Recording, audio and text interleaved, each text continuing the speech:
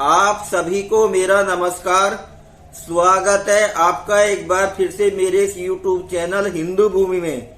अपने इस वीडियो संदेश के द्वारा मैं आपको बताऊंगा कि मुसलमान जब भी शरण लेता है तो वो विश्व में 58 मुस्लिम देशों को छोड़कर गैर मुस्लिम देश में ही शरण क्यों लेता है। मैं समझता हूं कि विश्व के अधिकांश गैर मुस्लिम लोग मुसलमानों की इस चाल को नहीं समझते हैं।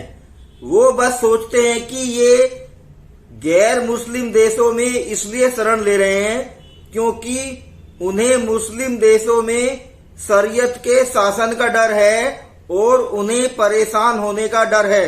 बस इसी भूल को गैर मुस्लिम वर्षों से करते चले आ रहे हैं।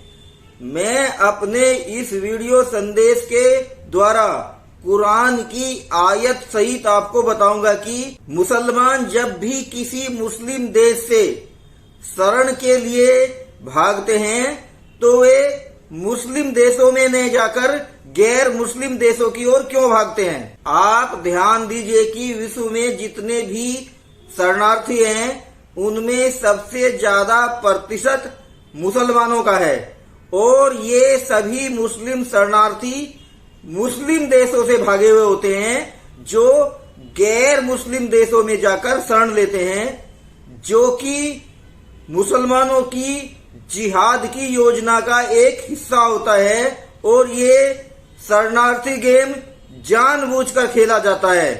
शरणार्थी बनने की मुसलमानों की इस योजना को मैं आपको कुरान की आयत के द्वारा समझा रहा हूं। आप कुरान की इस आयत को ध्यान से सुनिए। कुरान की ये आयत सूरा नंबर 4 अन-निसा पारा नंबर 5 और आयत का नंबर है 100 यानी कि 100। जो कोई अल्लाह के मार्ग में घर बार छोड़कर निकलेगा वह धरती में शरण लेने की बहुत जगह और समाई पाएगा, और जो कोई अपने घर में सब कुछ छोड़कर अल्लाह और उसके रसूल की ओर निकले और उसकी मृत्यु हो जाए तो उसका प्रतिदान अल्लाह के जिम्मे हो गया। अल्लाह बहुत क्षमाशील दयावान है। कुरान की इस आयत में आप सभी ने देखा और सुना होगा कि किस तरह से मुसलमानों को अपना घर बार छोड़कर अल्लाह की राह में निकलने के लिए प्रेरित किया जा रहा है और उनको कहा जा रहा है कि जो कोई अल्लाह की राह में अपना घर बार छोड़कर निकलेगा वह धरती में शरण लेने की बहुत जगह और समाई पाएगा। कुरान की इस आयत का स्पष्ट उद्देश्य जनसंख्या जिहाद की ओर है कि तुम उस जगह पर जाओ जहां पर मुसलमानों की संख्या कम है और वहां पर जाकर अपनी जनसंख्या बढ़ाओ, यानी कि जनसंख्या जिहाद करो। क्यों?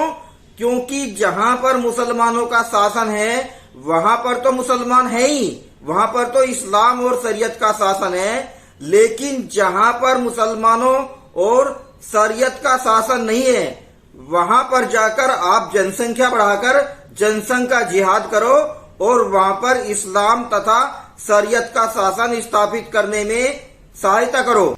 कहने का अर्थ यह है कि दारुल हर्ब को दारुल इस्लाम में कन्वर्ट करो, क्योंकि मुस्लिम लोगों का मानना है कि जहां पर इस्लाम अथवा शरिया का शासन नहीं है वो क्षेत्र दारुल हर्ब है और जहां पर शरिया और इस्लाम का शासन है वो क्षेत्र दारुल इस्लाम है।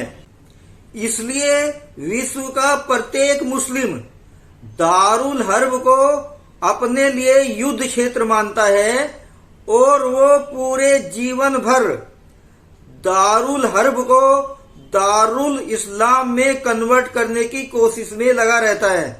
आपने देखा होगा कि कई वर्ष पहले इराक और सीरिया में संघर्ष के दौरान बहुत सारे मुसलमान गैर मुस्लिम देशों, जिनमें की अधिकांशतः यूरोपीय देशों की ओर गए थे और वो अब वहां पर जनसंख्या जिहाद करके शरीयत के शासन की मांग कर रहे हैं और अपने लिए बड़े पैमाने पर अधिकारों की बात कर रहे हैं, जबकि वो वहां पर केवल शरणार्थी बनकर गए थे।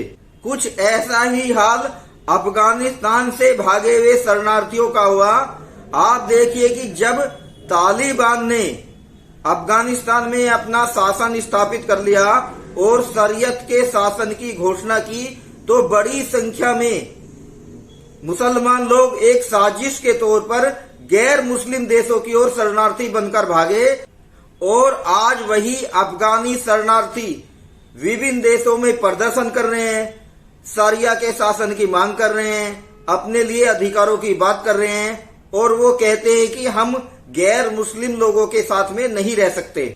अपने इस वीडियो संदेश के द्वारा मैं आपको यही बताना चाहता था कि ये मुसलमान लोग जो होते हैं एक साजिश के तहत शरणार्थी बनते हैं और ये मुस्लिम देशों में ना जाकर गैर मुस्लिम देशों की ओर ही भागते हैं और फिर वहां जाकर जनसंख्या जिहाद करके शरीयत के शासन की मांग करते हैं और कहते हैं कि हम गैर मुस्लिम लोगों के साथ में नहीं रह सकते। मैं समझता हूं कि आपको मेरे इस वीडियो संदेश के द्वारा ये अच्छी तरह से समझ में आ गया होगा कि मुसलमान लोग मुस्लिम देशों से हमेशा गैर मुस्लिम देशों में ही शरण क्यों मांगते हैं और इनका असली उद्देश्य क्या है। इनका असली उद्देश्य केवल जनसंख्या जिहाद है और वो चाहते हैं कि गैर मुस्लिम देशों में जाकर वो जनसंख्या जिहाद करें और वहां पर शरीयत तथा इस्लाम का शासन स्थापित करें, जो कि इनकी कुरान में लिखा हुआ है।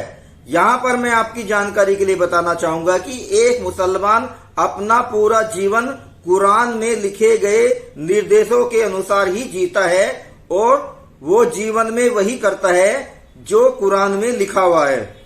मुसलमान लोग मुस्लिम देशों में न जाकर गैर मुस्लिम देशों में ही शरण क्यों मांगते हैं, यह बताता हुआ मेरा ये वीडियो संदेश आपको कैसा लगा, कृपया करके आप मेरे को कमेंट बॉक्स में बताएं। और यदि मेरा ये वीडियो संदेश आपको अच्छा लगा हो तो मेरे इस वीडियो संदेश को लाइक कीजिए, मेरे इस वीडियो संदेश को अधिक से अधिक शेयर और फॉरवर्ड कीजिए।